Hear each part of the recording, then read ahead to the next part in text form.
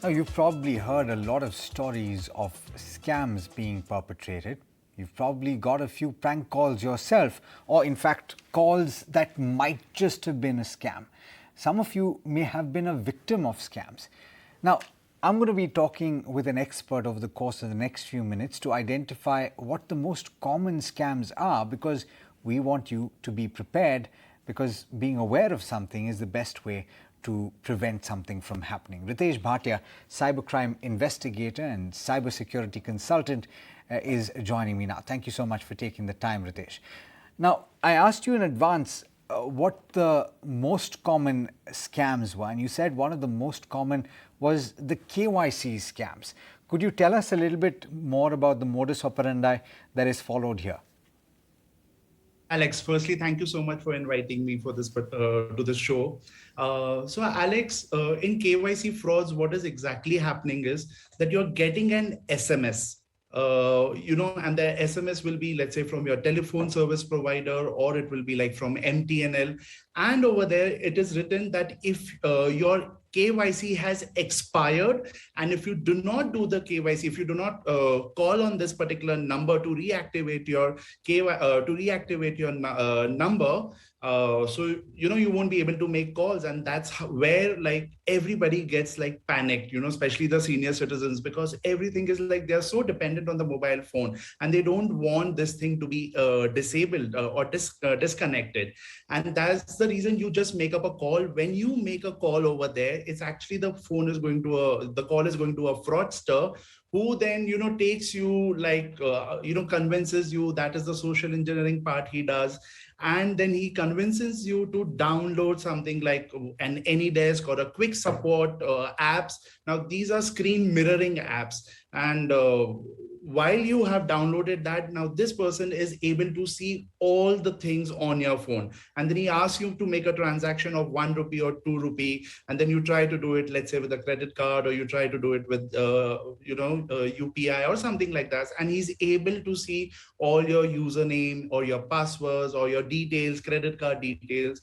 And to give that 10 rupees or 1 rupee, you start ending up losing quite a lot, because even when the OTP is coming, he's able to see the OTP because he's mirrored on your phone. So this is what is about the KYC frauds. And I would like to tell the viewers that whenever you receive this message, ignore it. But if you still have any doubts, what you need to do is call up the customer care center of the particular provider. Let's say if it's Airtel, Vodafone, Jio, or MTNL, or visit the gallery. Or if it is from a bank, call up the bank and find out. Most likely 99% of the times, I would say rather 99.99% of the times, they will say, yes, it's a scam, it's fake, please ignore.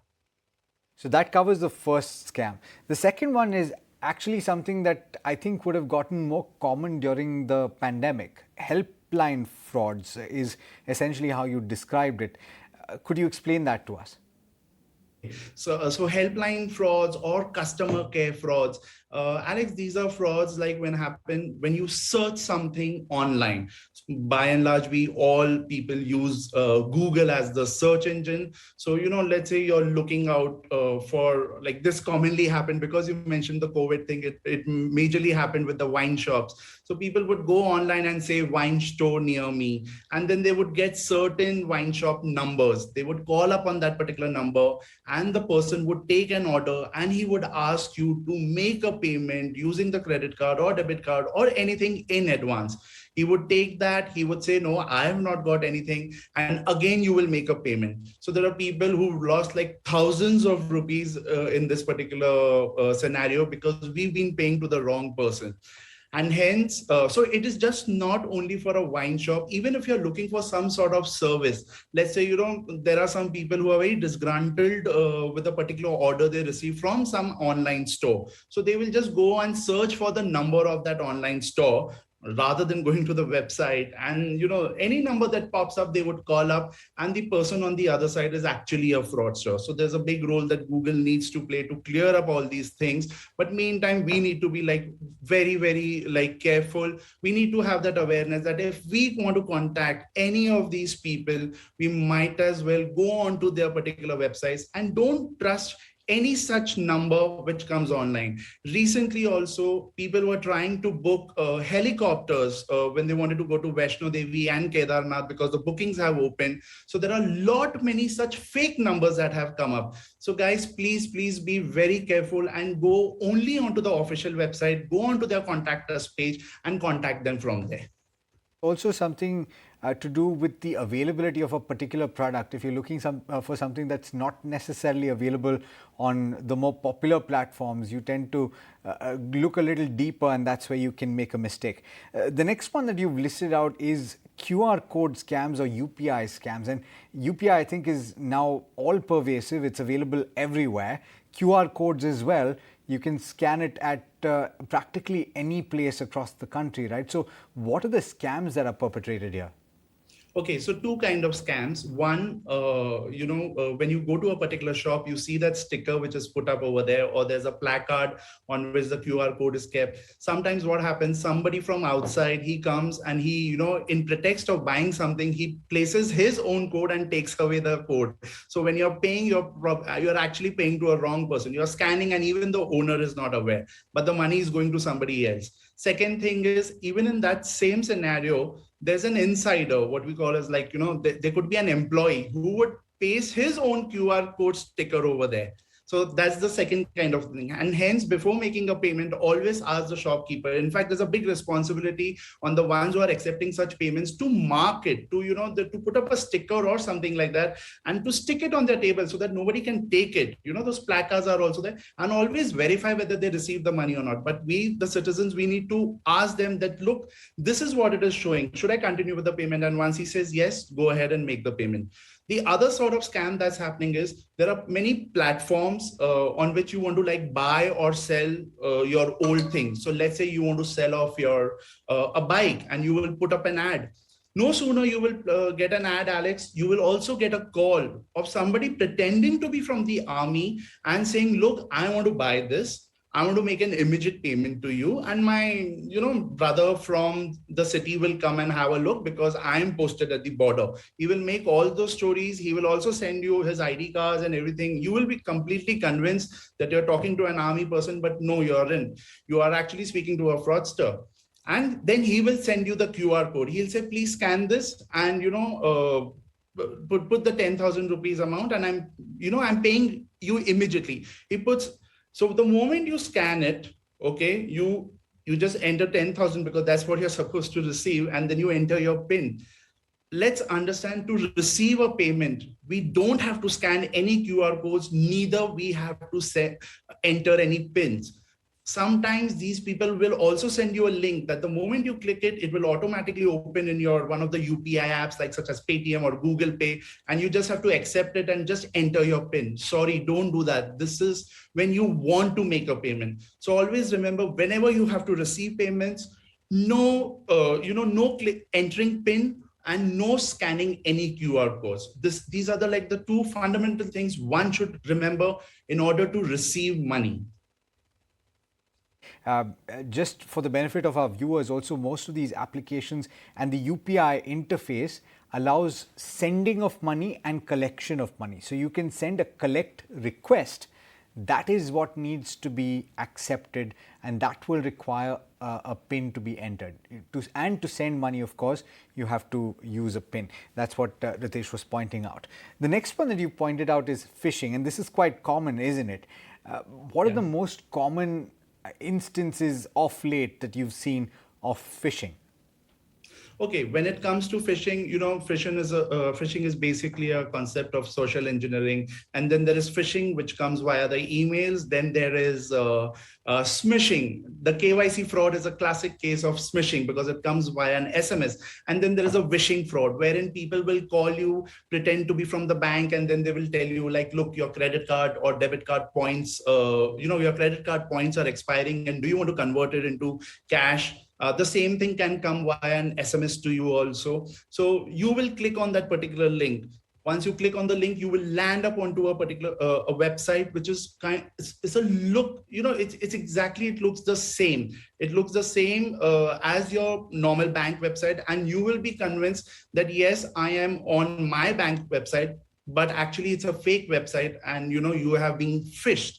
And there it will ask you to enter your credit card details, the CVV number, everything. And then, you will just click on submit, and you will get an OTP, obviously, because you're kind of making a payment, because they ask you, okay, what amount do you want to like convert? And you will, you'll remember, oh, I got like something 7,000 rupees. So you'll put that 7,000 rupees, and then you'll submit, you'll get an OTP, you'll enter that also. And you've lost that money, that 7,000 has gone. So we need to be extremely careful about such kind of campaigns that these cyber criminals are doing. And, again, for all these things, banks will never, ever send you such kind of things. Always call up the customer care. Rather, if you have understood this, okay, that these are the frauds happen, best part is to ignore. But if you still have a doubt, contact the customer care.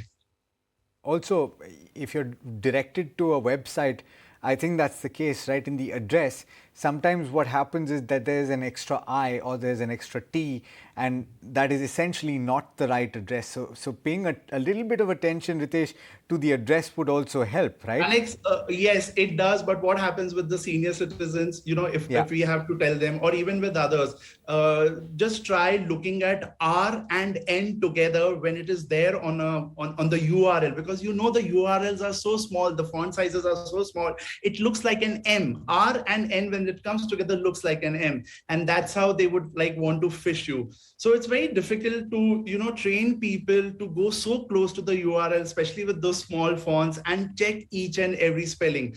And especially when the I gets converted into an L. So let's say if I have an ICICI and it's put up as LC Bank, you will say, oh yeah, it's like ICICI.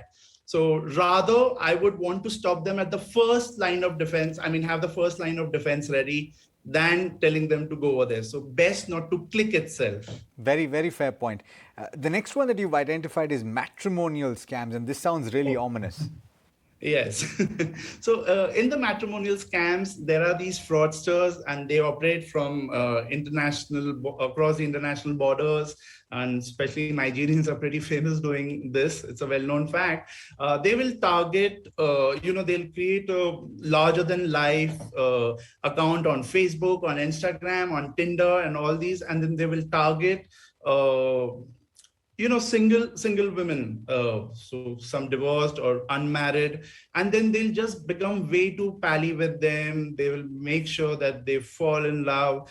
And this has been happening, honestly, since now more than 7 years. I thought enough awareness was created, but it's just happening.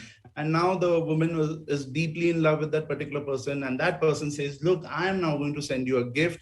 And she then is excited, and the moment the gift comes, which actually never comes, you actually get a call from some fraudster claiming to be that I am from the customs, and somebody has sent this sort of gift, but there's a lot of cash in it, or there's a lot of jewelry in it. You will have to pay some money for it.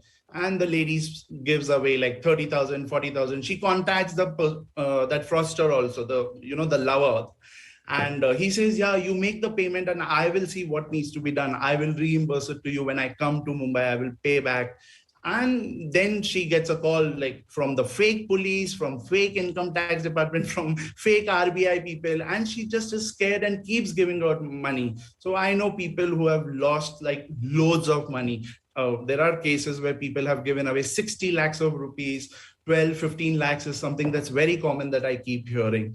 So these are the matrimonial scams. Their target is to kind of a reverse catfishing, to make you fall in love and then take away all the money. So whatever you see on the internet is something that you should not believe.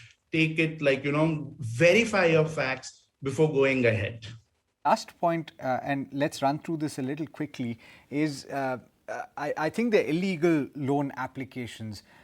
Yes. What do you need to bear in mind here? Well, number one, most of these apps are illegal. Even if they're legal, there is no way that, a common person can actually make it out, because you're not going to read whether it has been certified by RBI or not. So best is to avoid them completely. Just don't go for these. Rather go to your local, some person who can lend you certain money. because once you download and install this app is going to take away all your permissions, and after taking permissions they will start like harassing you. Firstly, anybody offering you, let's say, they're giving you 5,000 rupees, but then these are the guys who take approximately 0.8% per day interest, and when we see that at 0.8%, we think it's 0.8% per month, but this is 0.8% per day, amounting to 66% annually. So just don't go for these at all, because we are yet, like, neither Google nor RBI nor the government has been able to tell us very clearly. They have just been banning us, but not been telling us, okay, that these are the 5 or 10 or 20 authorized ones. Till then, like, till the time they do it, just completely avoid, because for this 4,000, 5,000 rupees, these people are going to be like after your life. And like, there already have been 10 plus suicides in India because of the harassment. Very fair point. I think we've covered quite a few important topics, and awareness, as they say, is the first line of defense. Thank you so much, Ritesh, for taking the time. Thank you. Bye-bye.